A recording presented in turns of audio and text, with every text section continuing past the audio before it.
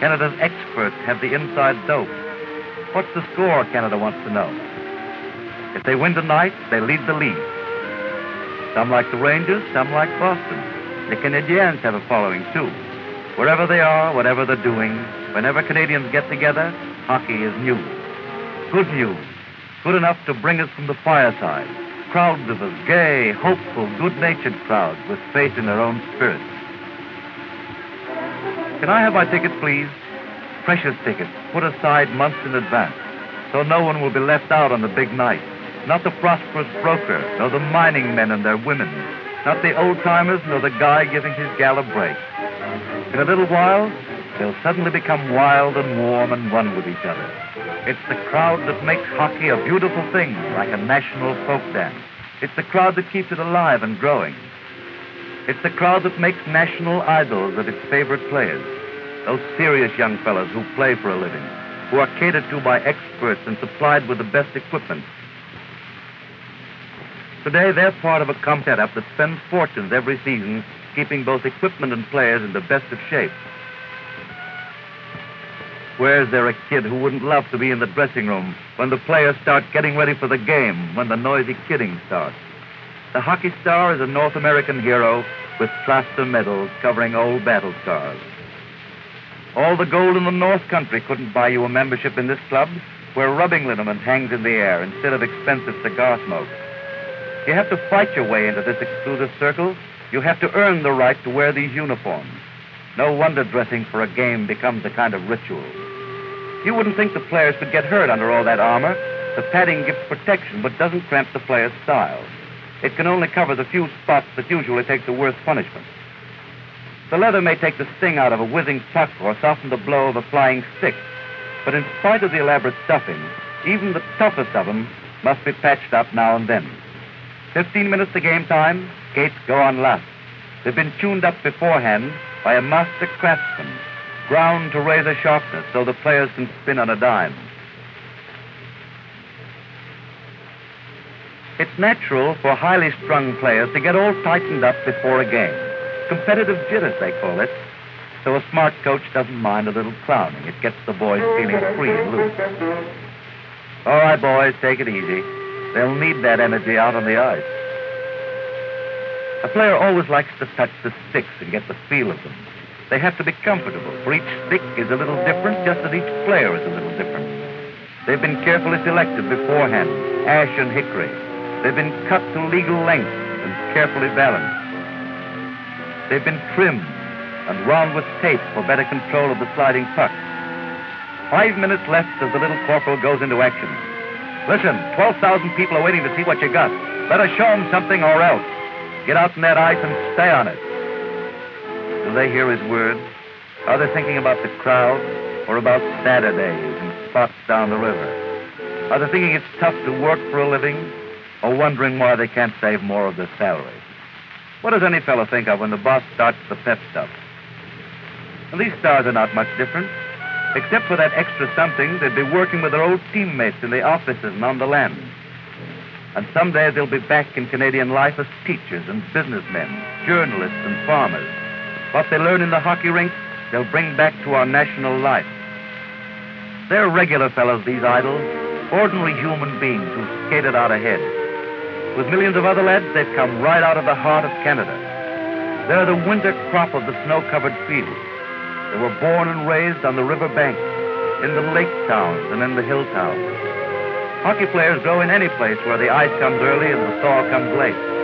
The snow blankets the flashing colors of our landscape, but it doesn't smother us. We first learned how to cope with winter, and now we've learned how to work in it and play in it. We slide over its broad back and skim down its white brow. We've learned how to get warmth from its cold. We've changed the dead season into the liveliest one. Even the kids mock the cold with their little game of hand cards. The white, silent world belongs to the kids. Their skates are their wings. When afternoon classes are over, another school goes into session. It's the school where Canadians learn to laugh at winter, where they learn the little tricks of keeping warm.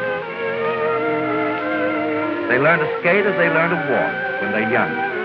The 4-year-old will get hold of his big brother's skates and put them on over his own shoes and overshoes, and still have room. room to grow in, to develop into the hockey star. Well, that's how a hockey player is made, in slow stages from the ankles up. Up from the ice is the simple formula, legs first. Skating legs that must learn to move easily in even strides. The young lads learn from the older ones. You won't get anywhere with that little pony trot. Look, the power's all here, from the knee up. Try and get a long, free glide. See? You can do it. But practice is the only thing that really teaches. Long hours spent in learning to stop short, in learning how to take a tumble. The player must be free on the ice, able to forget his skates as he spins and zigzags backwards and forwards across the rink. Yes, it's the winter that gives the Canadian boy his best chance at a good time. And out of the fun comes the hockey player. Out of the winter games come the lads who move as though they were born with a pair of skates on their feet. Who are at home on the ice. Hey, can you do this? Hey, you're it. You mean he's it? They're all it. The material of hockey, the stuff that the idols are made of. They're skaters. Skaters with long arms. Long wooden arms that grow out of their own. The sticks that have given the game its name. You can see them anywhere in Canada as the kids troop across the paths of hardened snow to the edge of the frozen river. Come on, let's get going. See, if you don't hurry, it'll soon be dark. Oh, do it over there.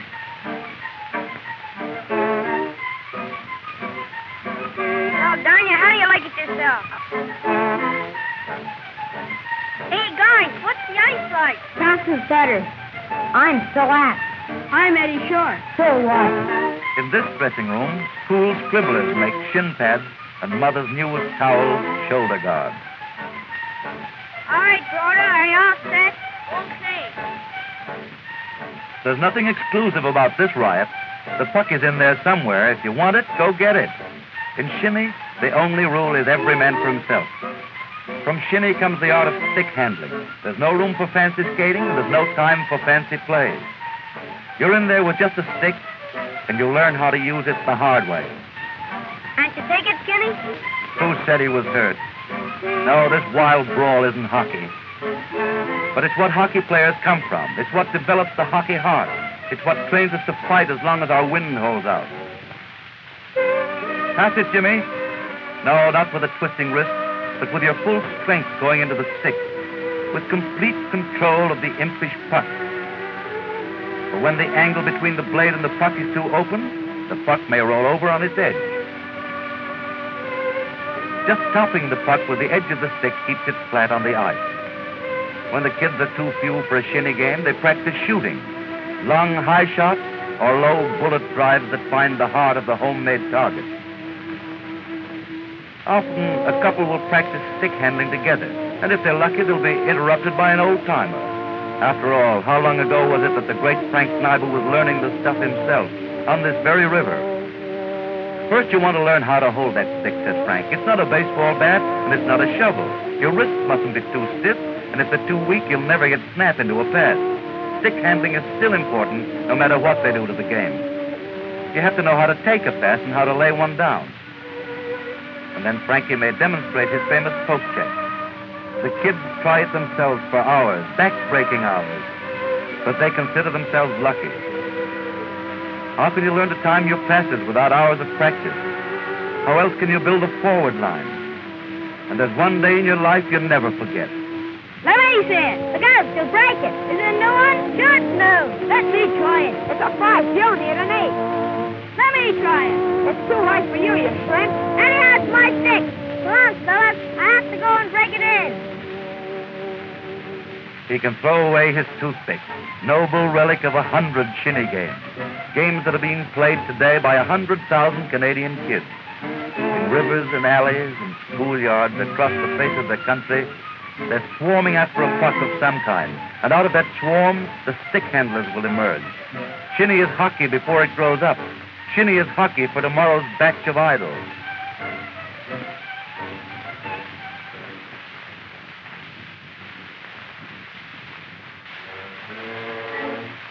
But we must give our player a head. He gets his share of hockey brains on his neighborhood rink. Why is it cross-checking? Jackie just did the same thing to me. It wasn't the same thing. Show him what you did, Jack. Watch. His stick's on the ice, see?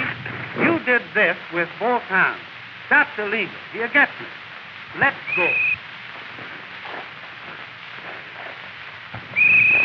Offside. Offside by a mile. Crossing the blue line into the scoring zone ahead of the puck.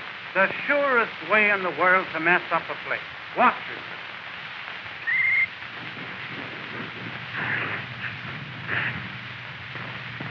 Hey, Frank! Find it, Frank!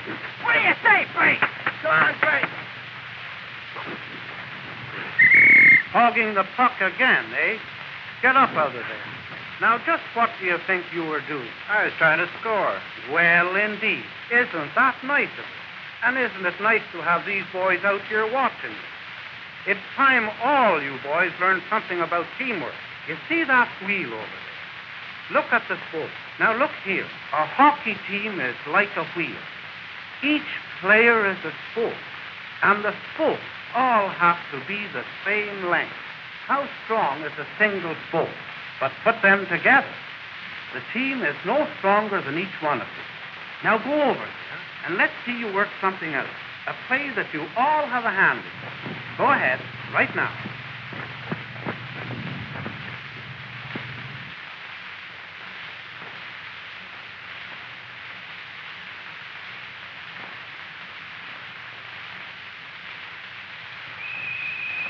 All right, let's go.